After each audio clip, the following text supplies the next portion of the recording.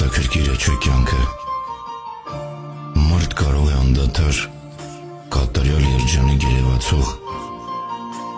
բայց դատարկ շփիտով ապրել։ Եվ բոլորը կհավատան, որ նրա մոտ ամեն ինչ լավ է։ Եվ ոչ մեկի մտքով երբեք չի էլ անցնի նայել այդ ուրախ մարդուցով կարոտով լցված աչքերին։ Չնայած շատերը կնային, բայց գրեթե ոչ ոք չի տեսնի աչքերի իրական բաղադրությունը։ Ովքեր էլ կտեսնեն ժամանակավոր թախից որակելով չնկատելու կտան։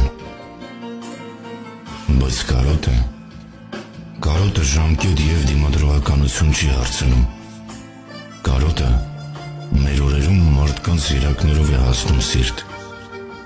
այնտեղ էլ մակարդվելով էլ չի շրջանառվում,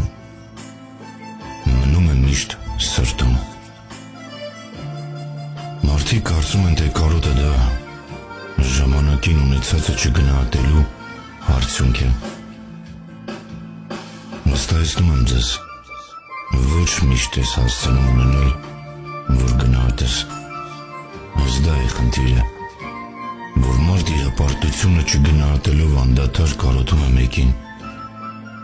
իսկ այդ մեկն էլ չի գնահատում այդ մարդուն։ Իսկ երբ հասկանում է չգնահատվածի գինը, արդեն կորցրած է լինում։ Հենց այսպես են ցավում խելագարության հասցնող